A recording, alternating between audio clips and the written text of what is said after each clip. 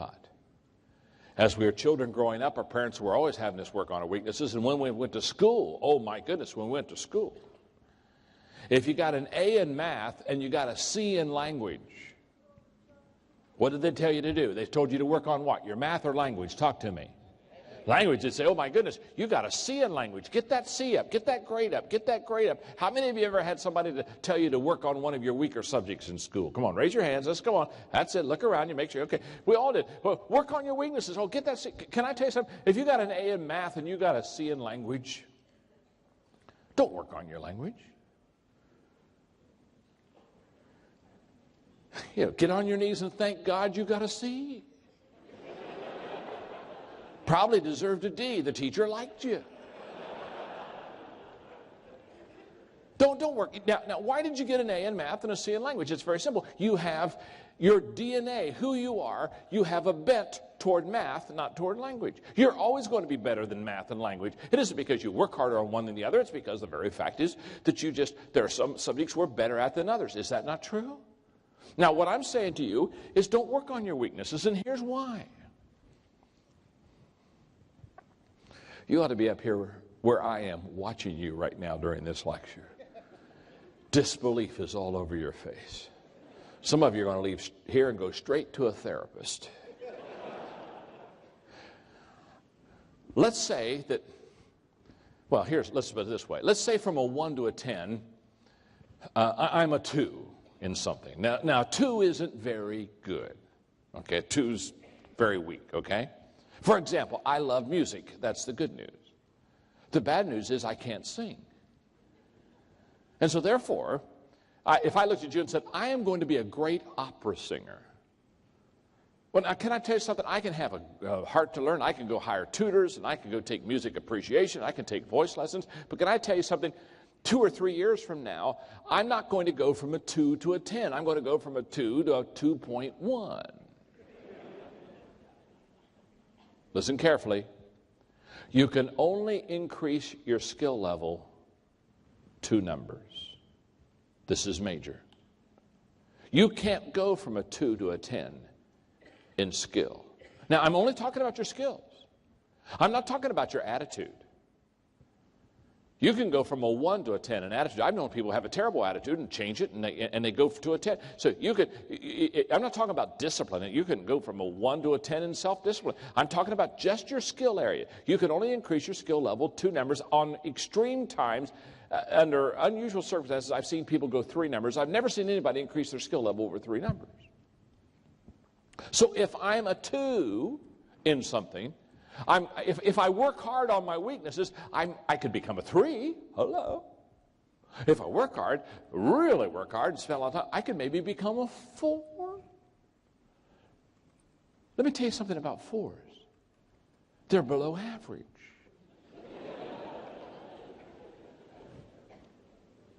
And let me tell you something else. People don't pay for average. So why is everybody in love with it? People don't pay for average. I don't pay for average. You don't pay for average. Certainly you don't go to your spouse, if you've worked hard all day, certainly you don't go to your spouse and say, sweetheart, we've worked all really hard today. We're kind of tired. I'll tell you what, let's do. This would be fun. Let's go to an average restaurant. Oh, boy. Do you think in KL we could find an average restaurant? Wouldn't it be something if we could go to an average restaurant tonight and have some average food? Oh, yes. Oh, let's do it. Let's do it. So you don't get in your car and drive down the street looking for the average restaurant. Finally you think, oh, I think that one's average. Nobody's there. And you pull in the average restaurant, and you pull up right by the door. You get a park by the door at average restaurants. And you go in, and the hostess is there to seat you, and she gets ready to take you to a seat. Oh, excuse me, before you take us to our seat. Do you have an average table? Now, I know. That one table there, it's got the big mirror, or big glass window out there, and you overlook the water, and oh my, that's really awesome, and we don't want that table. No. We like to have an average table. Do you have a table where nobody sat today? And when she escorts you to the average table, you don't sit down and say, excuse me, one more favor. Thank you. First of all, thank you for the average table. This is really average. Thank you. So, oh, yes. Do you have an average waiter? Now, we don't want your best waiter. No. Oh, we don't want one of those waiters that comes and takes the order without writing anything down and memorizes the order and memorizes our name and is prompt and brings us our food on time. No. Do you have a waiter that will come and take the order and then mess it up when they take it to the kitchen and bring the wrong food out? So, excuse me, it'll be another 45 minutes. Can we have one of those, waiter? And when the average waiter comes to the average table at the average restaurant, you don't look at them and they start to tell you what their specialty is. And you say, no, you don't understand. We don't want to know what you're good at. No. Do you have any average food back there? Let me ask you it this way. Do you have any food back there that nobody's ordered today? No, you don't go to an average table at an average restaurant, ask for an average waiter and get average food, and walk out of there an hour and a half later and say, wow, we got to do this again. No. People don't pay for average. But if you work on your weaknesses, listen to me carefully, if you work on your weaknesses, you will at best become average. You will never distinguish yourself. You will never set yourself apart. You will never become a person of excellence. You'll never have people standing in line to see you, to hear you, to buy something from you. You'll never have anybody drive by your store, drive by someone else's store to get to your store. You see, if you're average, you're just average. And average people will not be successful. They will not help a lot of people, and they will not make a lot. Average is average. And if you work on your weaknesses, you are going to be average all of your life. But let's just turn it around for a second. Let's say from a 1 to a 10, let's say you're a 7. You're already above average. You're already a little bit of, this is in your strength zone. This is what you're good at. This is what you do that gives you a good, let's say you're a 7. Now, let me tell you something. If you're a 7 and you start getting a tutor, or you get a mentor, or you get somebody around you, you could go to be an 8. And, if you go to a Maxwell seminar, you could become a 9.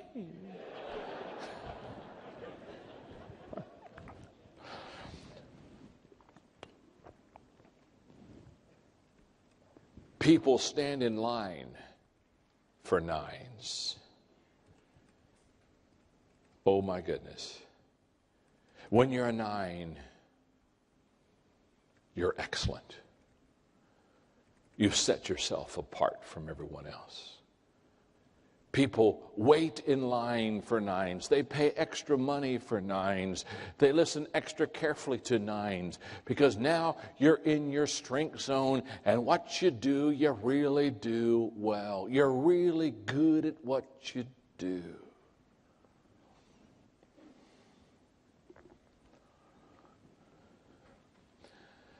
I was speaking to a couple hundred presidents. This was another, I told you earlier about a CEO day, and I was telling those CEOs to work on to go back and tell people what they're not good at.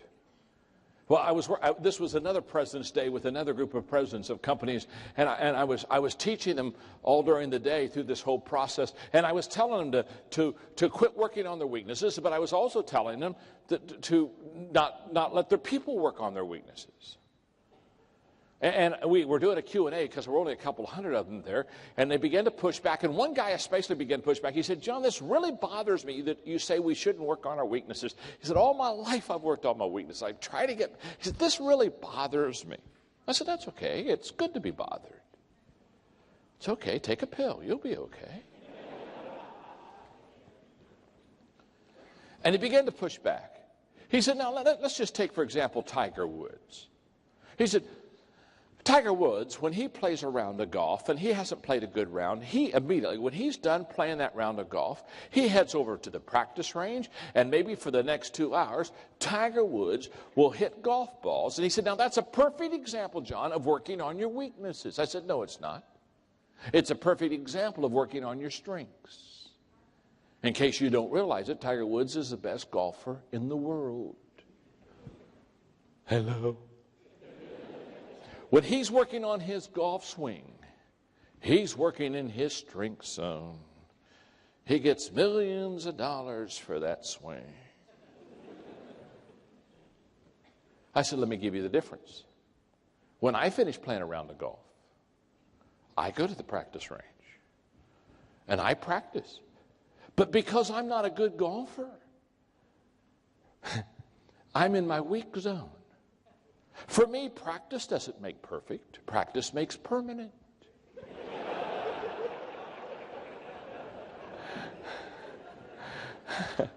The more I practice on my weakness, the more I consistently am bad. I've got those bad swings perfected after a while.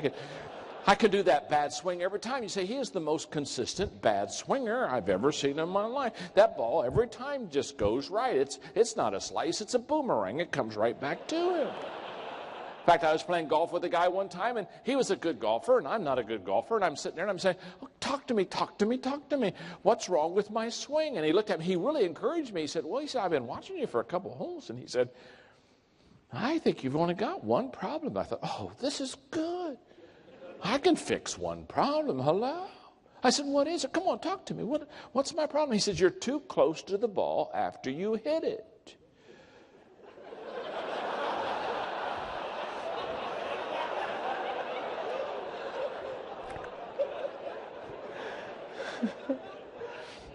It's the only problem I have. Now, can I tell you something? I could go to the golf course every day, take lessons every day, and never make a living out of playing golf. It's my weakness. In fact, when I play golf with guys and they're not very good, they get real frustrated. I say, oh, don't get frustrated. You could be doing this for a living. Relax. Enjoy yourself. One of my favorite golf stories, now that I'm going, one of my favorite golf stories is these two guys that get up to the tee and they're not any good at golf at all. They're terrible golfers.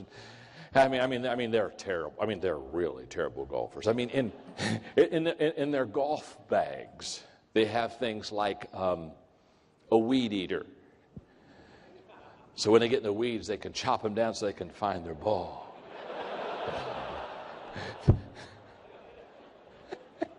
This one guy, he gets up and tees it up, and he swings, and much to his surprise, the ball goes right down the middle. He's so excited. He has never seen his ball in the fairway. In fact, he's never seen his ball after he hit it. He's so excited. He looks at his buddy. He says, look at this. Look at me. I'm down the middle of the fairway. They're walking down the fairway. He's so excited. I said, I've never been in the fairway of ball. I've never seen my ball after I've hit it before. This is really good. And he gets up there about 200 yards out, and the ball is not only in the middle of the fairway, but it has rolled up on a 4-inch anthill. It's in the middle of the fairway. It's teed up for him. He grabs his 3-wood, says, this is my day. I'm going to hit the ball on the green in regulation. I've never been in the green in 2. Swings as hard as he can, and he misses the whole ball. And kills 5,000 ants. Miracle of miracles, the ball, instead of being on a 4-inch anthill, is now on a 2-inch anthill. It stayed on top of the anthill. It's still teed up for him. He said, oh, this is my second chance. Grabs the 3-wood, swings as hard as he can. He misses the whole ball again and kills 4,998 more ants. 2 ants are left. One ant says to the other, I don't know about you, but if we're going to survive, we had better get on the ball.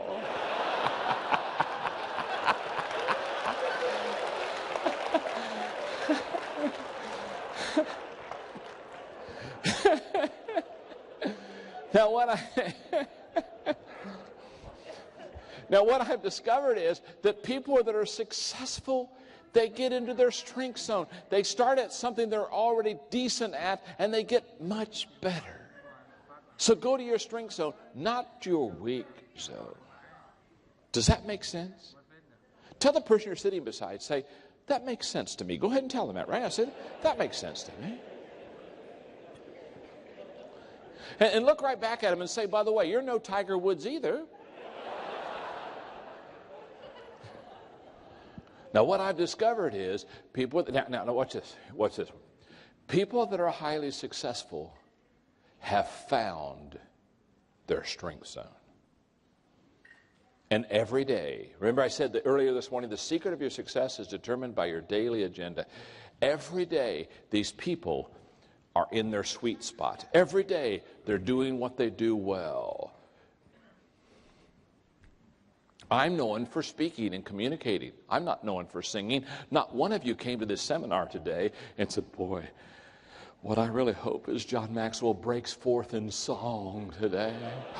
Wouldn't it be something if he'd start singing any time now? No, you don't want to hear me sing. I'm not any good. You didn't pay to hear me sing. No. I'd have to pay you to hear me sing.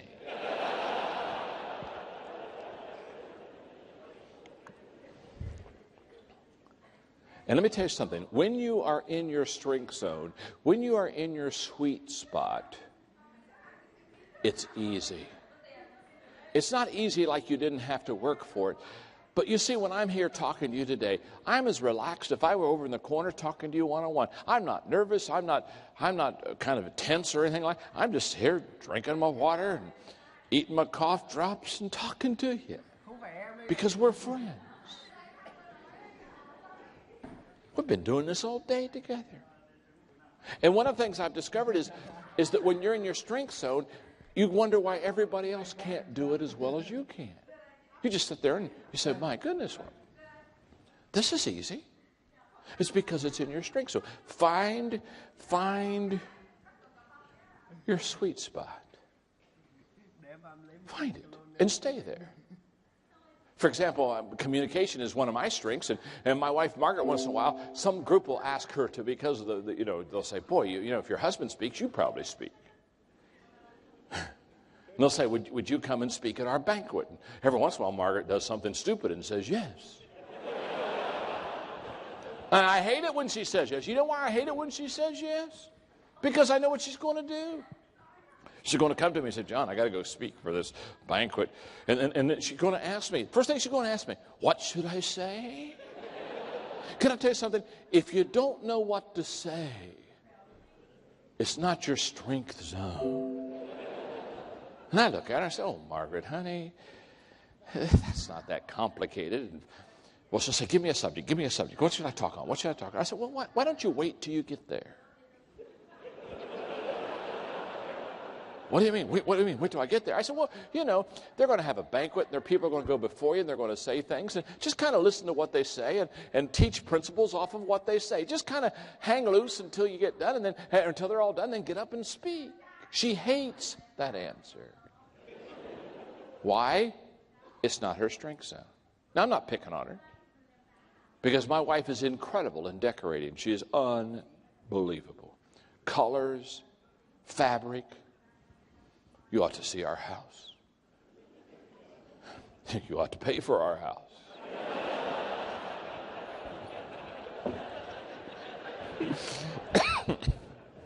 That's a new one. Just a second. I want to write that one down. It feels so good when you get a new idea. It doesn't come on. I had a new idea in 1989 and I didn't write it down. And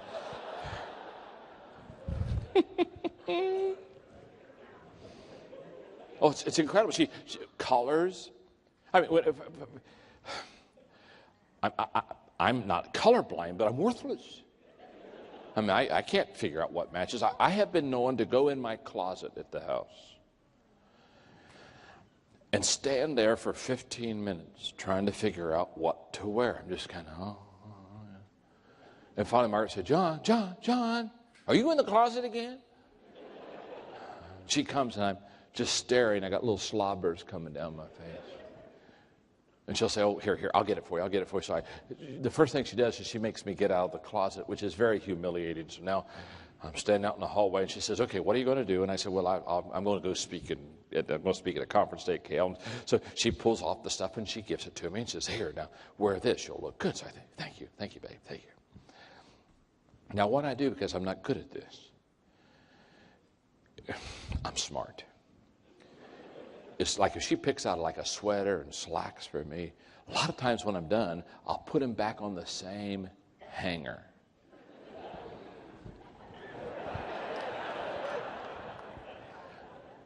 And I know that matches. And maybe a week later, I'll kind of go in there and I'll say, I can do this. I can do this. And I pull off the sweater and the slacks and the shirt that she'd picked out a week before, and I'll put them on, and I'll come walking out, and she'll look at me and she'll say, are you going to wear that again?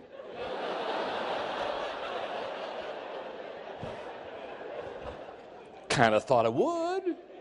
Oh, she said, John, don't do that. You wore that last week. People will see you that. No. And she goes in and she'll switch sweaters on me or switch slacks on me. And she does what she calls mixes and matches, which is another word to say that she likes to keep me in a constant state of confusion.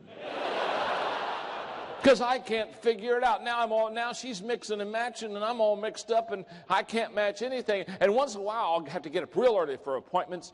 And so I'll get in the closet and I'll think, well, I forgot, because usually at night she fixes it out for me next morning. And I'll say, I forgot to ask her, so I don't want to wake her up. So I'll go in and I'll pick out my own outfit. And then I'll come back maybe in the middle of the day and I'll walk in the house and she'll look at me and she'll let me say, John, did you wear that? And I'll look at her and say, no, honey, this is a mirage. I'm buck naked in front of you. Did I wear that? Of course I wore that. I mean, it's on me. That's a hint that I wore that. And then the next question, she'll look at me and she'll say, who saw you? I'll say, well, I was on CNN this morning. Now, you see, she's amazed. She's amazed that I can't pick out my clothes. I'm amazed that she can't speak. See, one's her strength zone, one's my strength zone. And one of the greatest days in your life is when you understand that other people have different strengths than you. And let me tell you something. A successful person has found their strength zone. A successful leader has helped others find their strength zone. That's what makes the difference between a successful individual and a successful leader. What does a successful leader do? A successful leader is continually helping people find what they do best, and he or she is putting them in that position because he is setting them up, or she as a leader is setting them up for success. And you set a person up for success by helping them find what they're good at. You don't set people up by having them find their weaknesses. Here's the way it works. I have a degree in counseling, but I'm a terrible counselor. I said, you don't want to come to me for counseling, because I'm one of these kind of people. If you come to me and you got a problem, I'll listen to you for about 5 minutes, and then I'll give you a 3-step plan on how to fix it. And I used to, people come in for counseling, I'd listen to them, and I'd give them 3 steps, tear off the sheet of paper, and say, be healed. And they'd come back next month with another problem. And I'll say, didn't we fix the one last month? And it just took me a long time to realize there are some people, their spiritual gift is finding problems. And I have no mercy at all. In fact, I have no mercy. In fact, when I gave up counseling and I told people I wouldn't do any counseling anymore, they began to clap and applaud and said, oh, thank God. Woo, that's good. He won't be counseling. See, when you counsel with people, you work on their weaknesses. When you equip people, you work on their strengths. My life was changed radically the day I quit counseling people and started equipping people. When I realized that the greatest way to help people is to not stay on their weaknesses. And by the way, I'm pro-counseling. I'm not anti-counseling, so don't be offended. If you're a counselor, I'll probably be to you before the day's over. But the day that I realized the greatest way to help people is to help them find their strengths, that was the day that I was able to really help people. Now, I have 8 more minutes. So if it's okay, for the 8 minutes I have left, I would like to give you 3 hours of lecture. First of all, before I give you more, are you learning something? Now, let me ask you a question. All this stuff you've been writing, have you been taking notes today? You've been taking notes all day, haven't you? Huh? In fact, just show the person you're beside you. Show them your notes right now. Just show them those notes. Just put it in their face right now. Just put that in their face.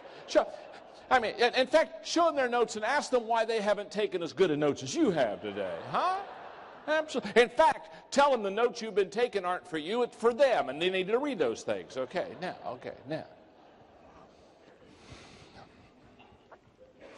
And what I want you to do is not only take notes, I want you to do something with it. Isn't that true? Okay, in other words, start applying this stuff. So let me make a couple of leadership statements. These are mainly from my 21 Irrefutable Laws of Leadership. I want to make two. I'm going to make I'm going to just teach 2 leadership laws, and then I'm done. Well, no, I'm not really done. When I'm done here, I'll go out to that book then, and if you brought books and you haven't had them signed yet, I'll sign until you get your book signed, okay? Is that fair enough? Okay, here we go. The reason I have such a passion to teach people how to lead, and the reason that I travel internationally and do all this stuff, is not because I need a job or because I want to get on a plane or I need to see another country. It's because I know what happens when a person learns to lead. And in the 21 Irrefutable Laws of Leadership, the first law of leadership is the law of the lid, L-I-D. And the law of the lid says that your leadership level will determine your success. In other words, how well you lead will determine how successful you become. Now, after you finish writing that down, I'm going to visually take a moment and I'm going to just explain that to you. In fact, that's one of the reasons why I'm so excited about what the organization is that brought us here. And again, I want to share with you, if you want to learn leadership, go to them for corporate training. They'll sit down and they'll teach these principles. Now watch this principle. This is huge. This is a visual.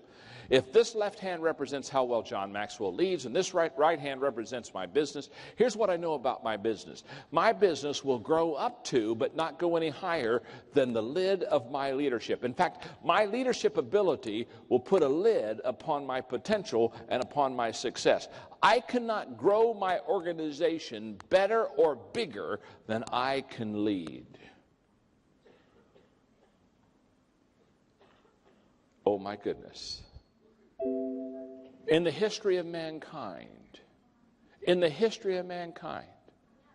no company, no business has ever kept growing beyond the level of its leaders and just kept flourishing and kept being successful when the leaders were down here. No. Leadership is always the lid on the growth of your company. Leadership is always the lid in the success of your life. And what I am basically is I am a lid lifter. I go around and I teach people how to lift their lid, how to get better. Because, for example, if you're from a 1 to a 10, you're a 4 as a leader, what that means is your company's going to be a 3. Can I tell you something? Your company's going to not be a 6. It's not going to be a 7. It's not going to be an 8. This is not a baffling exercise. If you're a 4 as a leader, you're literally going to control, contain, and keep your company from getting any higher than a 4. It cannot rise above the level of your leadership. And I hate this illustration. It hurts my hand every time I do that thing. Now here's the good news. You can grow as a leader. You can go from a 4 to a 5 to a 6. And all of a sudden your company now has room to grow from a 3 to a 4 to a 5, maybe a 6. So how do you grow your company? How do you become more successful? You grow your company, you grow your business, you build your department, you develop people by your ability to lead people successfully. Everything rises and falls on leadership. Always has, always will. Between 1982 and 1992, I had a mentor in San Diego, California by the name of Don Stevenson. Don was the president of Global Hospitality. This was a company that bought bankrupt resorts out, resorts that were going under, they would buy them at a very cheap price because they were going bankrupt. That they would go in and train the people and turn the company around and sell them at a high price. That's how Global Hospitality made a lot of money. And Don Stevenson was the president of Global Hospitality, and he made a lot of money. And for 10 years, he was my mentor. And every month, I would take him out to that 2-hour lunch, and he would eat, and I would ask questions. One day, we're up in La Jolla, and we're having our lunch, and I said, okay, Don, here's my question for the day. When you buy a bankrupt company, is there something that you always do? I mean, it's automatic. You buy the company, it's in trouble. Are there some things that you just automatically do because you know you need to do them to turn the company around? And he looked at me. I can still remember. He's eating a salad. He looks up at me. He says, yes, John. He says, every bankrupt company we buy, we always do 2 things. And when he said we always do 2 things, man, I've got my pen ready because he's ready to drop gold on me. And I know, I go, okay, give it to me, baby, give it to me. You know, what 2 things do you always do? And they said the first thing we do is we go in and we retrain all the employees in relationship skills. He said, we take everybody that's part of that company and we teach them people skills. We teach them how to win with people. And he said, the reason we teach them people skills is, he said, statistics tell you that when people don't come back to a resort, 79% of the time it's because they weren't treated properly by the employees of the organization. Somebody didn't take good care of them. The waitress didn't. I mean, somebody, and so therefore they just don't come back because the service wasn't good. And so he said, the first thing we do is, he said, we just do thorough relationship training in the company. So I'm sitting with my legal pad and I'm writing that down. I'm saying to myself, okay, Maxwell, with your companies, start really giving them good relationship skills. Help them to know how to get along with people. I said, okay, I got that one, Don. What's the second thing you do every time you buy out a bankrupt company? He's eating his salad. He doesn't even look at me. He said, the second thing we always do is we always fire the president.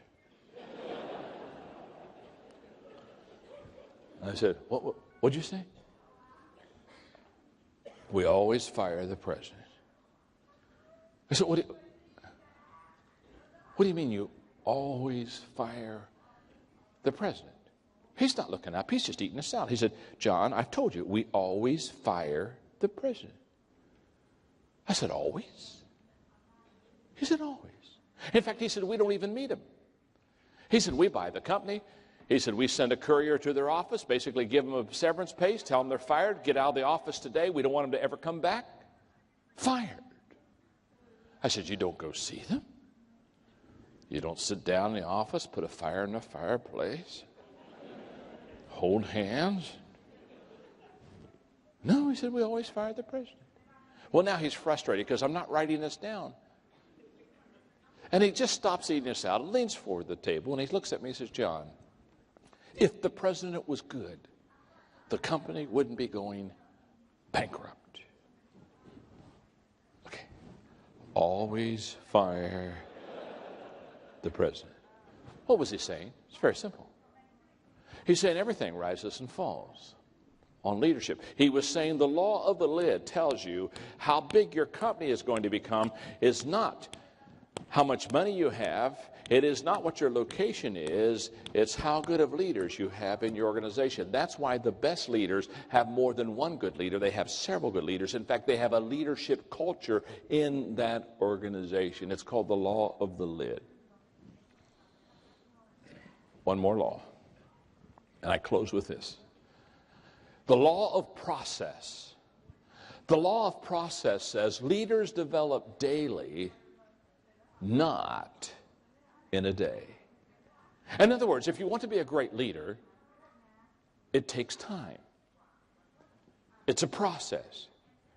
You don't become a leader because you came to this conference today. You don't become a leader after you've read one leadership book. You don't become a leader when you just hang with a leader for a weekend. No, it's a process. It takes time. What I have discovered is many people, they want to become what I call instant leaders. Do you have microwaves in Malaysia? Do you have, let me ask you, do you have crock pots? Oh, okay. You see what I've discovered? In the States, this isn't a problem in Malaysia. This is a problem in the States. This isn't your problem. In the States, we try to microwave leaders. Yeah, we grab them. We say, I want you to be a leader. And we stick them in the microwave and push a couple buttons and pull them out and say, "You're a leader." No, they're not a leader. They've been microwaved. That's why we have so many Pop-Tart leaders.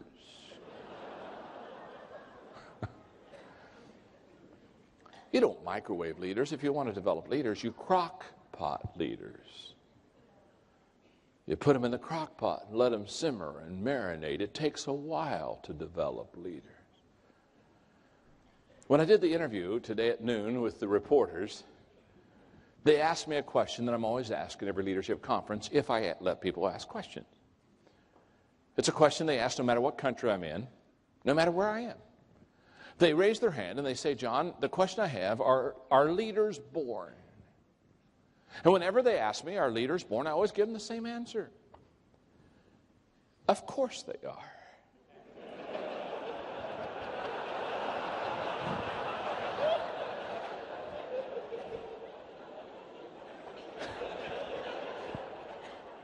Think about that question. I've never met an unborn leader. Don't particularly want to either. Thank you very much. You see, when they ask me, "Are leaders born?" what they're really asking are, there's some people they got it, and some people when they're born they don't got it, and if you got it, you go to the front of the line. I guess if you don't got it, you get in the back of the line and hope there's a drinking fountain at the end of the line. Now, there are people without any question that have leadership leanings, just like I talked to you about the math and the language. No question about that. But what I have discovered and what I taught in my book, Developing the Leader Within You, and the book, Developing the Leaders Around You, is you can train and teach people how to be a leader. So I close with this statement and this story. There were some tourists in an old European village. I mean, it was an old village. Nostalgia. And the tourists were just looking at the buildings and thinking about the history and thinking about all the people who have over the centuries lived in that village. And one of the tourists saw an old man sitting at a bench, and so he went over and sat beside him and said, "Have you lived here?" And the old man said, "Yeah." He said, "I've lived here all my life." Oh, he said, "Good. I have a question to ask you." What's the question? Have any great men been born here? And the old man said, "No, only babies."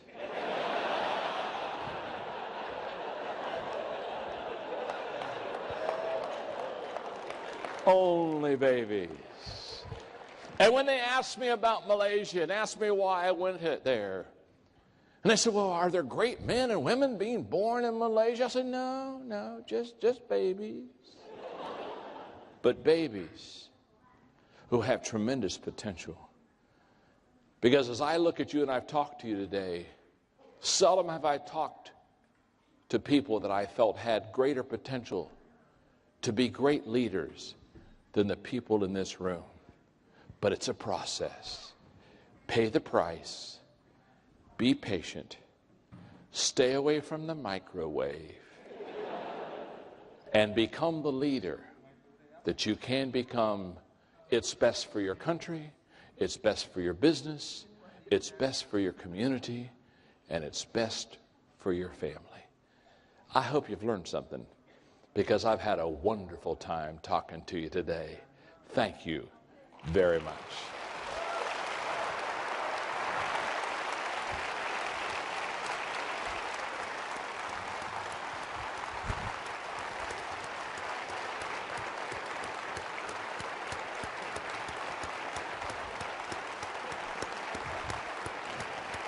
Thank you very much.